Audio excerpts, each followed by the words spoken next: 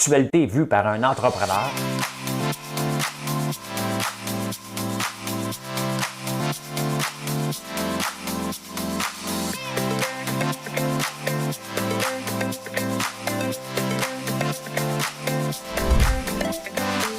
Ça bulle, parce que des fois j'ai des bulles, mais ça bulle.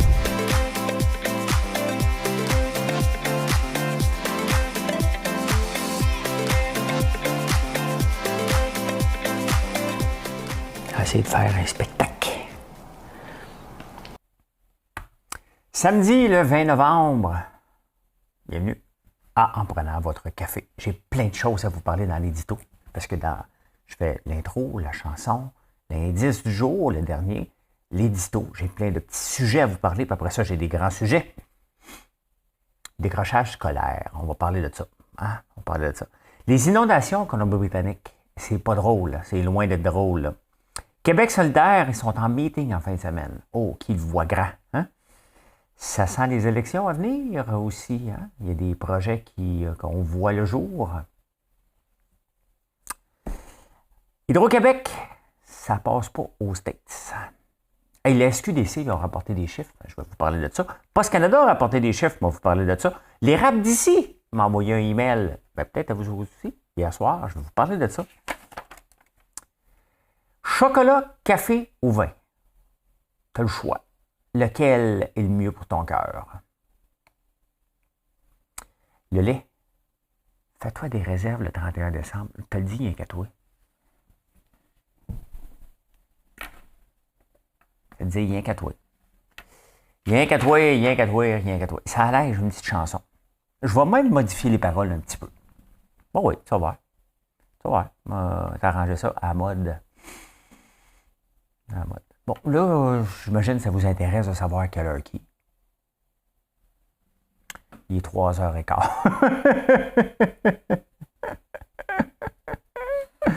Madame Cahouette.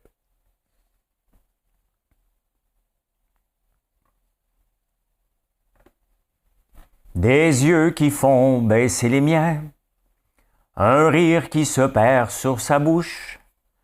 Voilà le portrait sans retouche de la femme auquel j'appartiens. Quand elle me prend dans ses bras, elle me parle tout bas, je vois la vie en rose. Elle me dit des mots d'amour, des mots de tous les jours, et ça me fait quelque chose. C'est lui pour moi, moi pour lui. Non, c'est elle pour moi, moi pour elle dans la vie. Elle me l'a dit, l'a juré pour la vie. Là, c'est pas mon diaphragme qui a eu de la misère, c'est mon baryton. Mon baryton, il a trop bougé. La chaise aussi. Ah, ben. Depuis qu'il y a une femme qui m'a dit que j'avais un ré niaiseux et épais la semaine passée, on dirait que vous vous êtes passé le mot. Il y en a plusieurs cette semaine qui m'écrivent en privé, me disant que j'ai un rire épais. Hey, c'est le même rire que j'ai depuis toujours, là. Faudrait que je le modifie. Ben, plus à une chance, j'ai pas le complexe du rire, hein? Tabarnouche. Je prends quel café ce matin? Je dois vous dire que dernièrement, j'ai toujours aimé le café Gut Rider. Et dernièrement, je bois lui, ici à Montréal. C'est pas parce que j'aime pas les autres, là, hein? Mais j'ai remarqué qu'il faisait une belle créma. Une vraie, là, dans l'espresso, il t'en fait une épaisse, là. C'est ça qu'on veut. Puis il est bon à tabarnouche. Santé, bon matin. Hey, en lisant les journaux ce matin, je vois le terme qu'un journaliste utilise, là, c'est pas un syndicat, c'est donneur d'ouvrage. Parce qu'il manque de main-d'œuvre pour les donneurs. Les donneurs d'ouvrage ont de la job à donner. Je suis pas capable. Il y a des mots que je suis pas capable. Donneur d'ouvrage, patronat, hein? Pas capable de ces mots-là, ça m'énerve. C'est tellement une ancienne mentalité de penser et d'agir, des donneurs d'ouvrage. Je donne pas de l'ouvrage. Je ne donne pas l'ouvrage. Je te paye. Je comprends, là, je comprends ce que ça veut dire, mais ce terme-là m'énerve au plus haut point. C'est toujours comme si on est... Tu sais, le boss, là, le président, il est aussi un employé de sa compagnie, by the way. Et lui, là, pour garder sa paye, il a besoin d'avoir des produits qui se vendent. Donc, c'est tout le monde dans le même bateau. Chacun a son rôle à jouer. En tout cas, c'est peut-être niaiseux, mais c'est comme ça que je vois ça l'entreprise, moi. Comme ça que je vois ça l'entreprise. C'est un peu bizarre, là, mais... Les maires qui font trop d'argent. Ça me fait penser à Léo Blouin. Comment il s'appelait, lui? Léo Blouin. Bureau Blouin.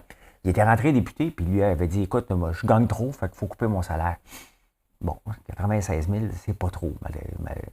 C'est plus que la moyenne des autres, là, mais c'est pas trop. Et c'était comme discréditer la job de député. Et il y en a là-dedans que lui, peut-être à 19 ans, il n'avait pas besoin. Hein? Ceux qui ont 50 ans, qui ont tout laissé tomber, bien, ils ont peut-être besoin de leurs 96 000. Donc, tu sais, j'étais un peu contre ça. Maintenant, Catherine Fournier et le maire de Laval, on ne connaît pas encore par cœur. Le problème, c'est qu'ils ont... À Laval, on reconnaît juste les maires qui ont fait des scandales. T'sais. Gilles Vaillancourt, on s'en souvenait pour la vie, il flochait des 100$ dans les toilettes. Non, mais, tu sais. Donc, on ne veut pas qu'il fasse de scandale, là, le nouveau, là, j'oublie son nom. Mais c'est des jeunes, puis ils ont baissé leur salaire. Ils gagnaient beaucoup. Par rapport à la mairesse de Montréal. Mais par rapport à un PDG qui gère un budget de 1, 2, 3 milliards, c'est des peanuts. Tu sais, il faut toujours comparer. T'sais, le problème, c'est que si Valérie Plante gagnait 450 000, Catherine Fournier n'aurait pas baissé son salaire. C'est eux qu'elle vient de gagner le jackpot, là. Mais il faut faire attention avec ça. Il ne faut pas discréditer la job par rapport au salaire non plus. C'est sûr qu'elle gagnait beaucoup, mais c'est peut-être parce que Valérie Plante ne gagne pas assez, parce qu'on ne voudrait pas qu'elle gagne plus non plus. T'sais.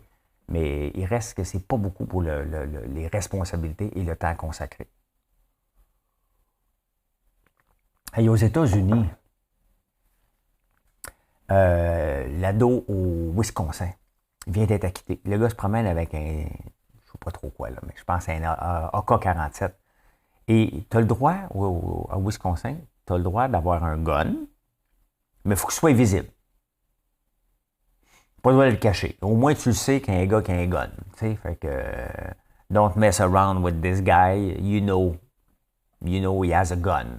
I have a gun. I know I saw it. OK? Fait bon, on part avec ça. Fait que là, il y en a un ado, Kiltlestone, quelque chose comme ça. En tout cas, il a tué 3 personnes. Il est acquitté. Il est blanc, hein, by the way. Il est blanc. Il est acquitté. Le gars se promène avec un AK-47, Simonac. Si t'as si peur que ça pour ta sécurité, pose-toi des questions sur ce que tu fais dans la vie, là. Je me promène pas avec un gun. Moi, j'ai pas peur. Je pense pas que je fais du mal pour que les gens viennent me tirer ici, là. T'sais. Pas besoin de me promener avec un gun. C'est pathétique, là. Honnêtement, tu regardes ça, ce qui se passe. Mettez-le noir, le gars. Il n'y a aucune chance, là. Il est en prison avant même de finir sa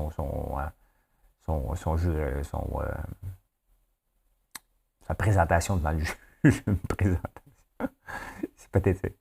C'est pathétique. Okay, le port d'armes aux États-Unis, c'est une joke. Okay, pour un pays supposément civilisé. Ça fait pitié en tabarnouche. Hey, c'est un petit scandale.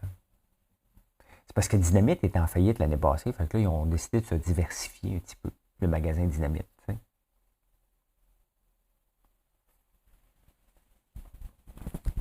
Ils vendent des vibrateurs.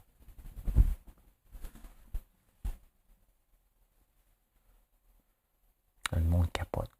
J'ai vu 2 couleurs.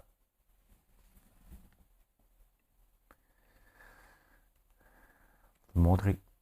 Je vais vous montrer. Dites aux enfants qu'elles prennent une petite marche. Là. C'est peut-être le temps là, de retrouver ça. On va te retrouver ça.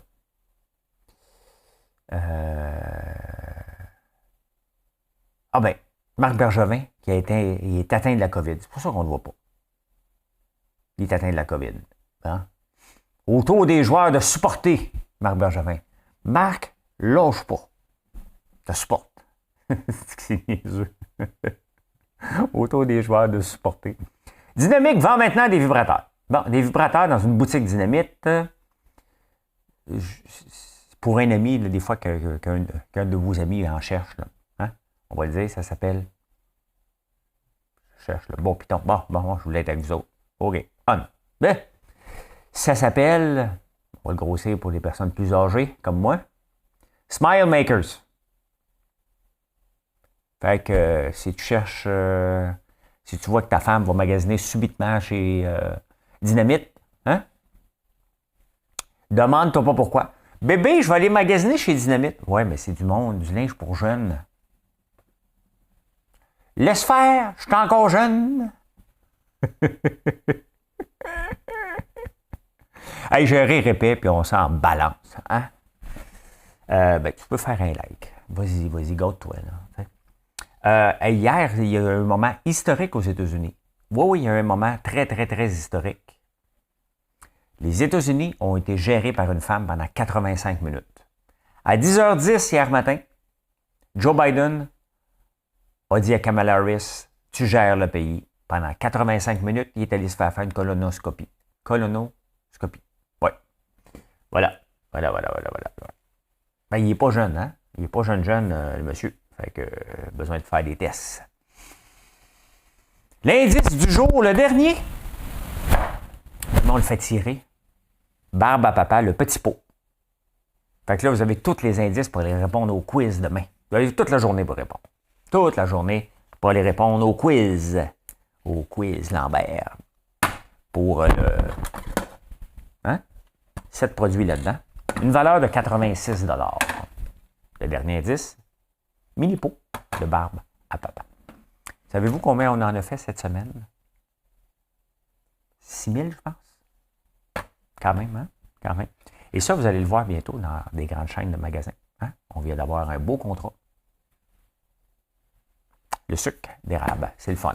C'est le fun parce qu'une entreprise prend à peu près, je vous le dis souvent, à peu près 3 ans. Hein? Tu répètes le message. Puis là, à un moment donné, à force, si tu as des bons produits, tu as des bons prix, puis que tu fais de la qualité, et les gens finissent par t'adopter, bien, on est rendu presque là. C'est quand même le fun qu'il y a des grandes chaînes. Là. Moi, j'étais pas dans l'industrie, j'étais dans l'industrie du sirop d'érable par plaisir. Mais là, je suis toujours par plaisir, mais avec des dettes. Mais j'ai pas de dette.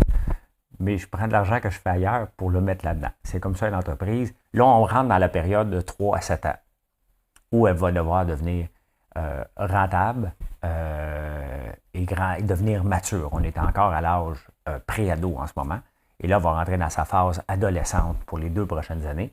Et après ça, après 5 ans, bien là, c'est supposé rouler, les processus sont supposés être établis et on rentre en mode croissance à l'infini. C'est comme ça. C'est comme ça une entreprise. C'est là qu'on est. On est bien content. On est bien content.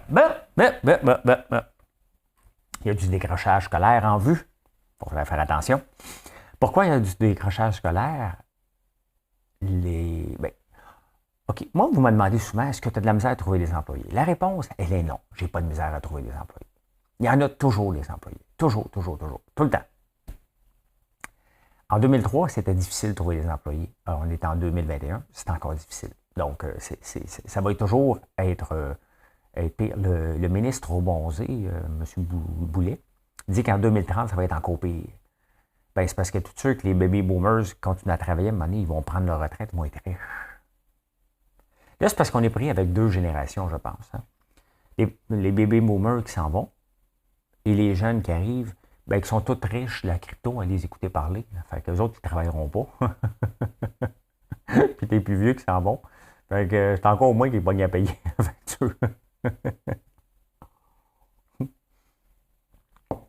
Moi, toi puis moi, là. Pas juste moi, là. Je check si je regarde la bonne caméra, c'est parce qu'ici, je m'amuse avec les caméras. Donc Plus d'emplois disponibles, par contre, parce qu'il y en a des emplois disponibles, c'est vrai, OK? Plus que de décrochage, parce que c'est facile. Tu dis, ouais, vas-tu à l'école où je vais travailler? Tu sais, je peux travailler à 16 piastres, 15 piastres, 17, 18 piastres de l'heure, où je vais à l'école. Moi, quand j'étais au cégep, je me suis déjà posé la question. Pour un salaire de 6,42 $. Ben, c'était en 85. Première année de cégep. Je finis mon cégep. J'ai un job chez Yellow. Et à l'entrevue, il me demande, t'en viens-tu ici pour une job à temps plein, toi, ou une job à juste d'été? J'ai dit, c'est quoi la différence? Il faut demander, tu sais, parce que c'est une différence. Et je n'étais pas fou. Sa réponse, il me dit, si c'est une job d'été, c'est 4 piastres de l'heure. Si c'est une job à temps plein, c'est 6,42 $. Fait que j'ai travaillé à temps plein pendant l'été, comme étudiant, mais ça, il ne savait pas. J'étais déjà inscrit. Mais ça m'avait passé par la tête de dire, hey, je fais beaucoup d'argent. On est à 85, là, OK? Je fais beaucoup d'argent, peut-être que je n'irai pas à l'école tout de suite. Tu sais. Je faisais 2 piastres et 50 de plus que le salaire minimum. C'est comme si quelqu'un était payé à 16 piastres de l'heure, pas trop de responsabilité. On habitait 4 dans un appartement, il coûtait 440, 110 piastres par mois. Il me restait assez d'argent pour... quand j'allais travailler le vendredi soir, je travaillais à 4 piastres de l'heure à un moment donné. Là. Ben non, 6 piastres, c'est vrai. Je calculais, je dis, OK, la bière coûte 3 piastres et demi. Hein?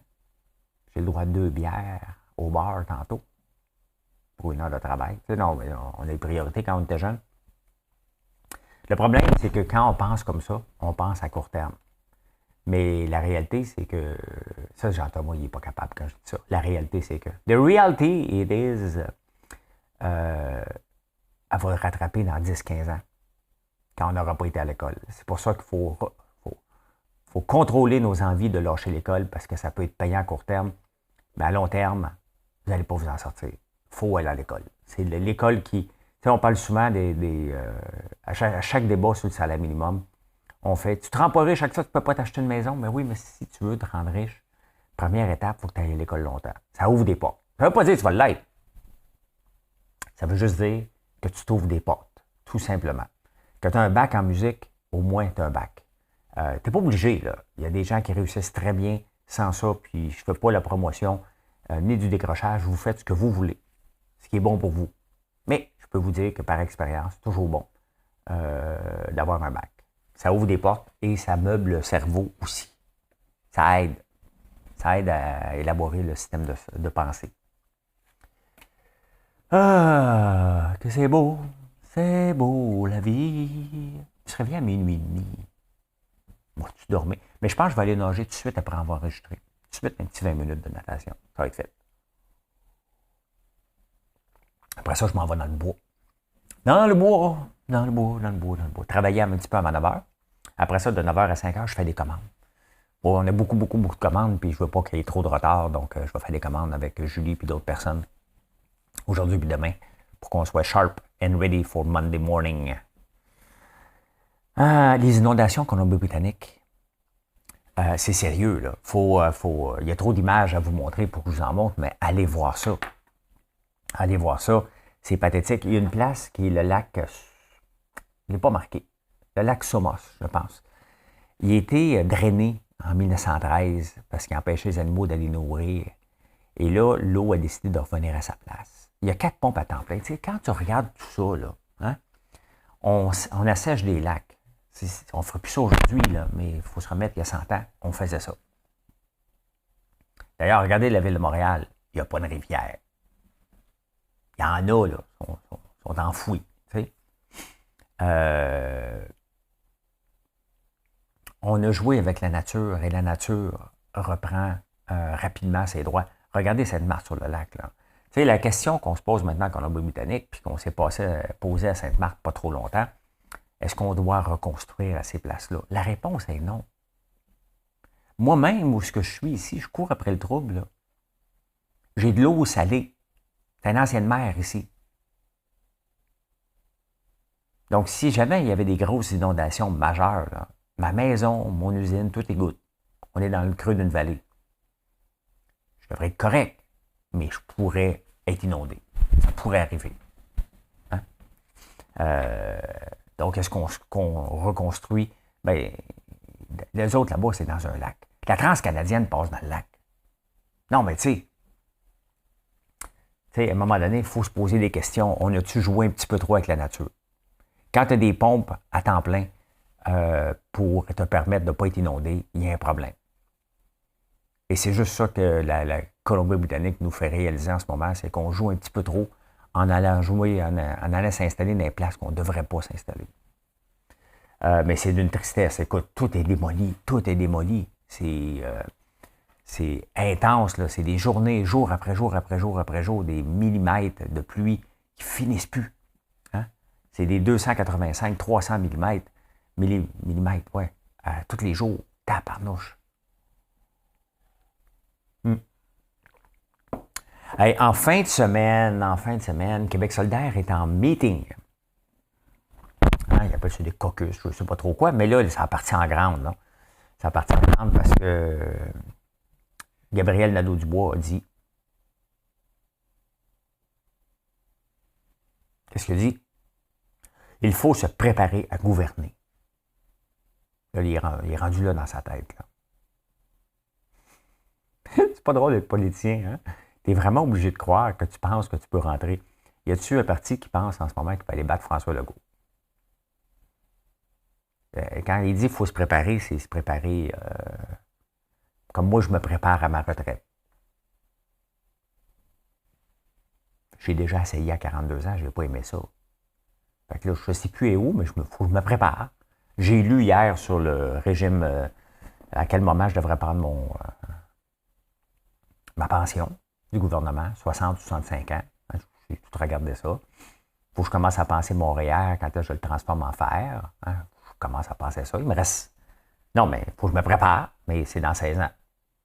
Québec solidaire, j'espère qu'ils ne pensent pas qu'ils vont tirer le Québec la semaine prochaine, l'année prochaine. Là. C'est calmé. Sauf que, il faut leur donner ça, c'est que les autres partis sont tellement tout croche que, tu sais, officiellement, la première opposition, c'est les libéraux. Mais ils sont tellement désorganisés et ils n'ont pas une leader que ça laisse le chemin libre. La vraie opposition en ce moment, c'est vrai que c'est Québec solidaire. Et ils ne sont pas là parce qu'il y a une grande gueule, puis il faut y reconnaître un certain leadership dans l'idée de monde vers nulle part. Tu es un leader pareil, là, mais tu t'en vas nulle part pareil. Désolé, là, ceux qui aiment trop Québec solidaire, c'est parce que je ne peux pas croire qu'avec leur idée, ils peuvent gérer un pays. Là. Ça prend des revenus. Ça prend des revenus. Et les entrepreneurs, désolé, on n'est pas juste la seule source de revenus possible. Là. Il y a autre chose. Hein? Il faut créer de la richesse. Il faut créer de la richesse. Fait que, ouais, Québec solidaire se prépare à gérer, à devenir... Il faut se préparer à gouverner. Ouais, c'est ça. Je pense que je ne vivrai pas assez vieux, mais je ne sais pas ce que je ferais hein, si Québec solidaire avec toutes leurs idées. Ils arrivent, là, ils gagnent, ils mettent leurs idées en place. Là. Pas sûr. Pas sûr que c'est pour moi. Je dis ça de même. Là. Pas sûr. Hein, mais on n'est pas là. Ça n'arrivera pas. Là. Ça ne donne rien de faire des scénarios. Là. On ne capotera pas. Hey, ça commence à sentir les élections. Pour vrai, là. Hein? Les élections provinciales. Pourquoi? L'autoroute 19. Cette autoroute-là, je pense que ça fait 40 ans qu'on en parle de l'achèvement de l'autoroute 19. C'est quelle l'autoroute 19? C'est quand tu prends le pont Papineau, tu t'en vas vers Laval, Bois-des-Filions, la route 335. Donc, c'est ça. Sauf que là, le chantier est commencé. Fait que là, ça sent des vraies élections. Et les élections provinciales, ce qui est le fun, c'est qu'on parle tout le temps des routes parce que les routes, c'est pas fédéral. C'est provincial. Fait que là, dans la prochaine année, là, il va y en avoir des routes qui vont se construire. Moi, je pourrais-tu parler de l'autoroute 50? C'est parce que nous autres, nous a donné, à force de chialer d'élection en élection, qu'on n'a pas d'autoroute de notre bord parce qu'on est obligé de passer par l'Ontario, ils nous ont donné une autoroute dans l'Outaouais. Mais c'est une autoroute de pauvre, une autoroute de cassé. on n'a pas deux voies, nous autres, on se rend compte. Et là, justement, la police, hier, elle faisait un constat que les face-à-face, c'était dangereux. Ben oui. Ils veulent réduire la vitesse. Ben oui, mais c'est ça. Mais tu nous as mis une autoroute de cassé et on se rend compte à 118. 118 plus 118, 236. C'est à ça que les gens se frappent. Et là, l'hiver commence. L'autoroute va être fermée 10 fois cette année, que ce soit près de Gatineau ou près de la chute. 10-15 fois. Il va y avoir des collisions frontales encore. Parce qu'on n'avait pas assez d'argent pour nous donner une autoroute. Faites ça. Des promesses. Faites ça sur 2 fois. Tu sais, faites ça un petit peu à chaque année. 50 km à chaque année. Là. On va y arriver à un moment donné. Là, et en plus de ça, sincèrement, là, OK? Éric Girard, le ministre du Conseil du Trésor, il a été nommé ministre délégué au Nordique. Sincèrement, là. Le gouvernement a-tu besoin d'aller se mêler? Il va peut-être rentabiliser sa dépense parce que ce n'est pas un investissement, le centre Vidéotron. Là. Tu sais ce qui va arriver? C'est qu'un jour, si le Québec a des Nordiques, ça n'arrivera pas. Là. Ça n'arrivera pas. Il faut arrêter de rêver. L'occasion était passée, c'est Seattle qui l'a eu. Ben, admettons. Le centre Vidéotron va être désuet. Ben, il va avoir quoi, 10-15 ans? C'est plus les mêmes normes, là. C'est ça qui va arriver. Fait que Gary Bettman, qui s'en balance comme l'an 50, là, l'an 40, s'en balance comme l'an 40. On s'en foutait-tu de l'an 40? Hein? Il va dire ça prend un nouveau centre Vidéotron. On va dire, ouais, mais l'autre n'a jamais été utilisé. Pas grave. Hein? C'est pas parce que tu achètes un char, tu le mets dans le garage, puis tu ne l'utilises jamais, qu'il ne sera pas polluant dans 30 ans. Là. Mettons, tu achètes un char à essence. Là. Dans 30 ans, tu sors ça, tu dis hey, il n'a jamais été utilisé. Il est encore bon. Oui, mais on fonctionne tout à l'électricité maintenant. C'est ça. C'est un peu ça qui est les Nordiques. Hein? Hey, Hydro-Québec qui a amené de l'électricité dans le Maine, au New Hampshire. En tout cas, il faut qu'ils passent par un État, puis ils n'ont pas consulté les gens. Ils avaient comme oublié. Fait que là, il y a eu un référendum. Et Hydro-Québec a dépensé 67 millions. L'autre gang a dépensé 33 millions. L'autre gang a gagné. Donc là, les gens disent non, on n'en veut pas, tes poteaux électriques pour alimenter l'autre État. Et Sophie Brochu avait été aux nouvelles, elle dit là, on va se battre à coups d'injonction. Parce que techniquement, ils ont le droit. Sauf que la sénatrice de cet État-là a besoin de se faire élire. Toute sa population ont fait un référendum, ils n'ont pas demandé, ils l'ont fait. On dit, nous autres, on n'en veut pas.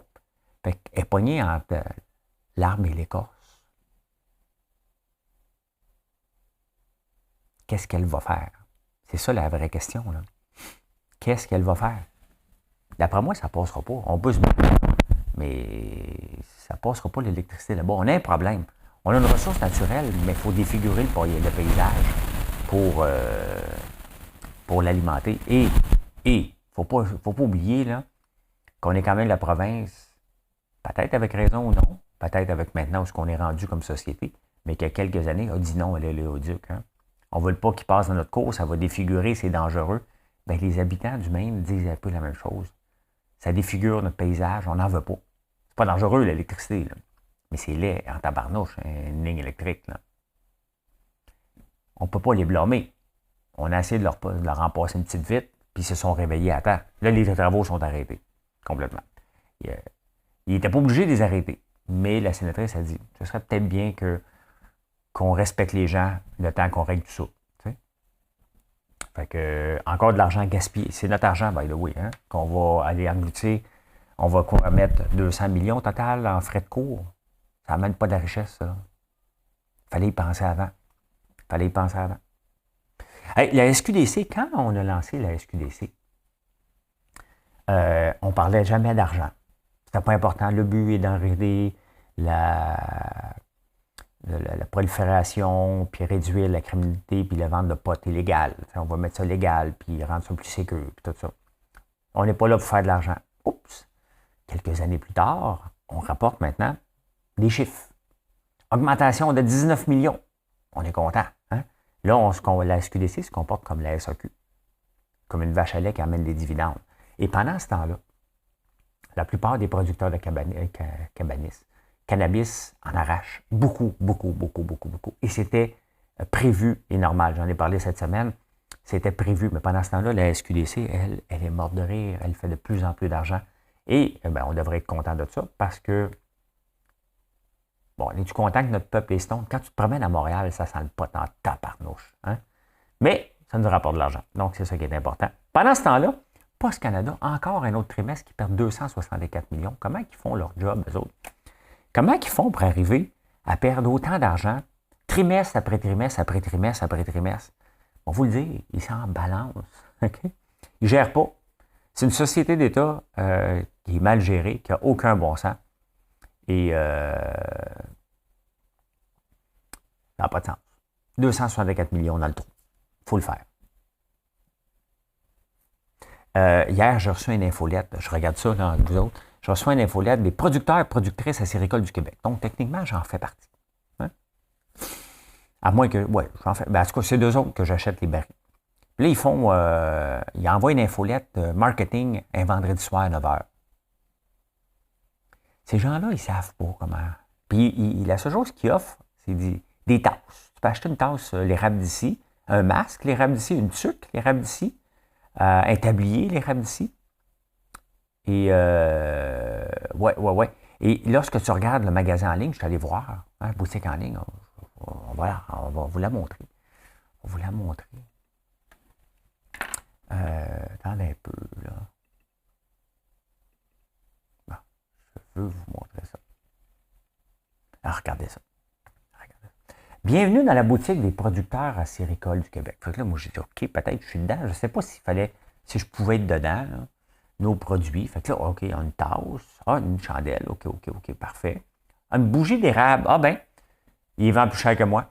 Regardez, il vend 33$. Quand je vous dis que je ne vends pas cher, là, hein, bougie d'érable vanillée, ça ressemble pas mal à la même fragrance que moi. 33$. Je la vends à 23$. Pas assez cher. Pas assez cher. Pas assez cher. Je vends mes tasses moins cher qu'eux autres. Ils vendent donc bien cher. Une bouteille. Mais OK, là maintenant, attends un peu. Regardez ici, hein. Nous pouvons compter sur Post Canada afin d'assurer la livraison de nos colis. Simonac, si tu veux t'assurer qu'un colis se rende quelque part, tu ne l'envoies pas avec Post Canada. Là. Ça coûte 3 fois le prix. Et ça prend plus de temps. On n'utilise pas Post Canada ici. On n'utilise pas Post Canada. Fait que, tu sais, comment ils font pour travailler aussi mal que ça? Il y a tellement de belles choses à faire en marketing avec l'érable. Tu sais, 33$ leur chandelle.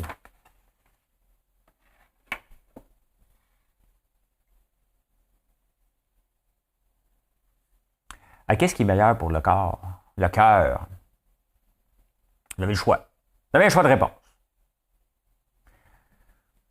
Vous avez le choix entre le chocolat. Est-ce que le chocolat est bon pour le cœur? Attends un peu, il y a d'autres réponses. Le café, est-ce que c'est bon pour le cœur? Ou le vin? Il y a un scientifique très reconnu qui a publié plusieurs